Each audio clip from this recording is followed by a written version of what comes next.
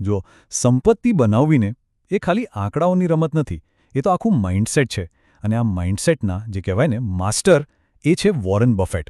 તો ચાલો ને આજે આપણે એમના મગજમાં જ જરા ડોક્યું કરીએ અને એવા પાઠ શીખીએ જે એક સામાન્ય રોકાણકારને પણ સફળતાના શિખર પર લઈ જઈ શકે છે. તો ચાલો શરૂઆત જ કરીએ એમના સૌથી પાવરફુલ મંત્રથી. બફેટ સાફ માને છે કે શેરબજાર છે ને એ કોઈ સસલાની દોડ નથી, પણ કાચબાની જીત છે.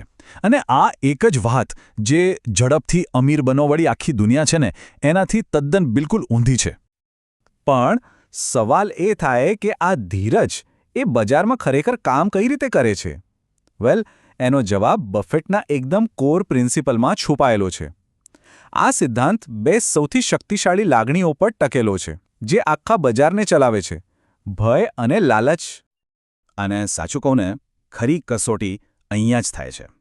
આપણું મગજ શું કહે કે ભાઈ, ભીડ જે કરે એ કરો. પણ બફેટનું સૂત્ર તો બરાબર ઉલટું છે. એ કહે છે કે જ્યારે બીજા લોકો લાલચુ બને ને ત્યારે તમે ડરો, અને જ્યારે બીજા બધા ડરી રહ્યા હોય ત્યારે તમે લાલચુ બનો. મતલબ શું? સિમ્પલ. જ્યારે બજારમાં ચારે બાજુ ગભરાટ ફેલાયેલો હોય ત્યારે ખરીદીની તકો શોધો, અને જ્યારે બધા જ બસ ખરીદવા માટે પાગલ હોય ત્યારે સાવધાન થઈ જાઓ. ખાલી આ એક નિયમ મોટા ભાગના રોકાણકારો કરતાં ક્યાંય આગળ લઈ જઈ શકે છે. ઓકે, તો આ તો થઈ બજારની વાત. પણ આ જ માઇન્ડસેટ આપણા રોજબરોજના ખર્ચા પર કેવી રીતે લાગુ પડે? જુઓ, જે લોકોની માનસિકતા અમીર હોય છે ને એ લોકો કંઈ પણ ખર્ચતા પહેલાં પોતાની જાતને એક બહુ જ સિમ્પલ પણ એટલો જ પાવરફુલ સવાલ પૂછે છે. અને આ જ સવાલ એમની આખી ફાઇનાન્શિયલ દિશા નક્કી કરે છે.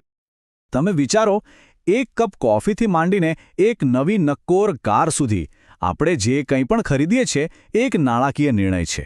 અને આ દરેક નિર્ણયની શરૂઆત બસ એક જ સવાલથી થાય છે. અને એ સવાલ છે, આ ખર્ચ છે કે રોકાણ? શું આ વસ્તુ મારા ખિસ્સામાંથી પૈસા ખાલી ઘટાડશે કે પછી ભવિષ્યમાં મારા માટે વધુ પૈસા કમાવીને પાછા લાવશે? માની લો, આ એક નાનકડો સવાલ આખી નાણાકીય દુનિયા બદલી નાખવાની તાકાત રાખે છે. તો સવાલ થાય, રોકાણ એટલે શું? બહુ જ સરળ શબ્દોમાં કહું તો રોકાણ એટલે આપણા પૈસાને આપણા વતી કામે લગાડવા.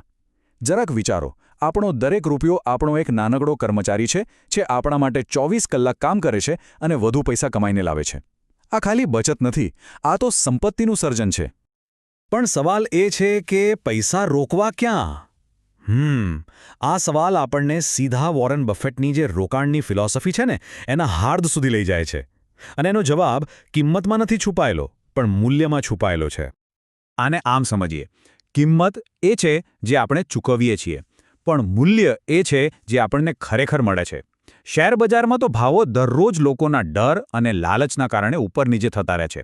પણ એક મજબૂત કંપનીનું જે સાચું મૂલ્ય હોય ને એ તો એના બિઝનેસની તાકાત પર ટકેલું હોય છે. એટલે જ સફળ રોકાણકારો ભાવની ચિંતા નથી કરતા, એ લોકો કંપનીના અસલી મૂલ્ય પર ફોકસ કરે છે. અને આ બધા જ સિદ્ધાંતો આપણને એક છેલ્લા અને કદાચ સૌથી મહત્વના સત્ય તરફ લઈ જાય છે કે સાચી સંપત્તિ બનાવવી એ કોઈ 100 મીટરની સ્પ્રિન્ટ નથી, પણ એ તો એક લાંબી મેરેથોન છે. આપણે બધાને રાતોરાત રોકેટની જેમ અમીર બનવાના સપના બહુ ગમે છે, ખરું ને? પણ હકીકત એ છે કે અસલી સંપત્તિ તો એક ઝાડની જેમ ધીમે ધીમે ઉગે છે. એને સમય જોઈએ, ધીરજ જોઈએ અને સંભાળ પણ જોઈએ. યાદ રાખજો, ઝડપથી સફળ થવાની મોટાભાગની સ્કીમ્સ ખાલી એક ભ્રમ જ હોય છે. તો આખી સંપત્તિ બનાવવાની રેસિપીમાં છે ને ખાલી 2 જ મુખ્ય વસ્તુઓ છે. પહેલી છે સમજદારી, એટલે કે શું ખરીદવું, ક્યારે ખરીદવું અને શા માટે ખરીદવું એની સમજ. અને બીજી, જે કદાચ એનાથી પણ વધારે જરૂરી છે, એ છે વર્ષોની ધીરજ, એટલે કે આપણા રોકાણને વધવા માટે પૂરો સમય આપવો. મોટાભાગના લોકો પહેલી વસ્તુ પાછળ જ ભાગે છે, પણ સાચી સંપત્તિ તો બીજી વસ્તુથી જ બને છે. તો આ બધી વાતચીત પછી અંતમાં બસ એક જ સવાલ પોતાને પૂછવા જેવો છે: શું પૈસા આપણા ગુલામ છે કે આપણે પૈસાના? શું એ આપણા માટે એક સૈનિકની જેમ કામ કરી રહ્યા છે કે પછી બસ પાણીની જેમ હાથમાંથી વહી રહ્યા છે? આ એક સવાલનો જવાબ જ આપણી નાણાકીય સ્વતંત્રતાનો રસ્તો નક્કી કરશે.